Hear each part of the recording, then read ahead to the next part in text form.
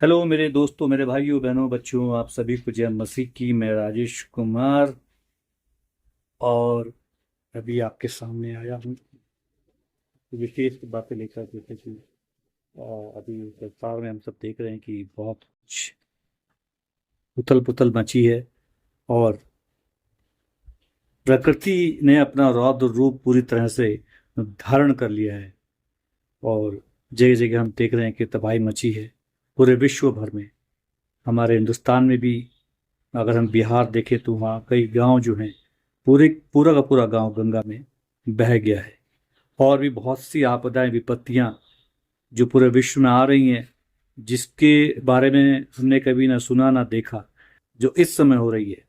तो इसका सीधा साधा मतलब यही है कि परमेश्वर का आगमन बिल्कुल निकट है। मेरे प्रियो, निकट का मतलब हमको ये भी समझना चाहिए कि परमेश्वर का प्रकाश जो है वो धीरे धीरे अब इस पृथ्वी पर फैलना शुरू हो गया है। और अभी तक सब कुछ अंधकारमय था। अंधकार में जब प्रकाश आता है तो हर तरह का कूड़ा करकट, सांप बिच्छू, कीड़े मकोड़े, दुष्ट प्रवृत्ति के जो लोग हैं वो पूरी तरह से प्रकट अब हो जाएंगे और हो भी रहे हैं। अब सभी का भंडाफोड़ होने जा रहा है।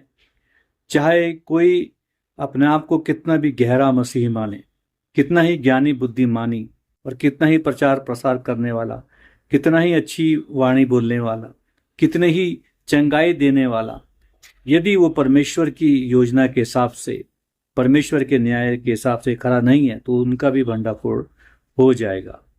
अभी यही समय है और हम सबको अभी पूरा संभल के और बच के रहना है।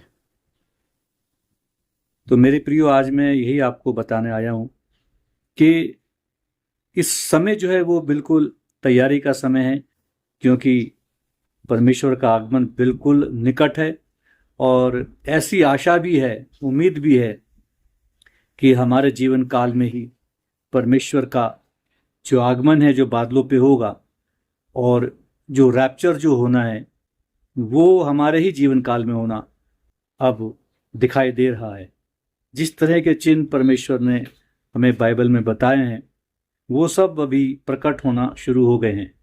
और ऐसा आभास भी जो मसीह हैं, सच्चे लोग हैं, उनको होना शुरू हो गया है कि हमारे ही जीवन काल में परमेश्वर आ सकते हैं।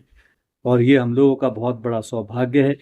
तो किसी भी तरह की आपदा और विपदा देखकर हमको घबराना नहीं है, मसीह में आगे बढ़ते रहना है और अपने विश्वास को मजबूत रखना है। किसी भी तरह से अपने कदम को पीछे नहीं हटाना चाहे, कितनी भी प्रकार की मुसीबतें, मुश्किलें, दुख, कष्ट आ जाएं, और वो भी बहुत आवश्यक है। यदि हम परमेश्वर में दुख कष्ट को झेल लेते हैं तो हमारी मजबूती प्रकट होती है, हमारी आस्था प्रकट होती है, हमारा विश्वास प्रकट होता है, हमारी दृढ़ता प्रकट होती है और हमारी संलग्नता जो परमेश्वर से वो प्रकट होती है।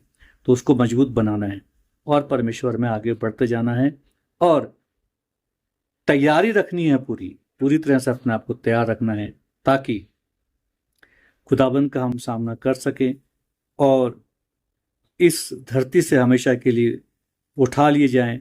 और जो हमारा अपना घर है जो परमेश्वर ने बनाए हैं, हम उसमें परमेश्वर के साथ निवास करें और अनंत काल का आनंद लें। इन्हीं शब्दों के साथ मैं अपनी बातचीत को विराम देता हूँ। जय मसीह की।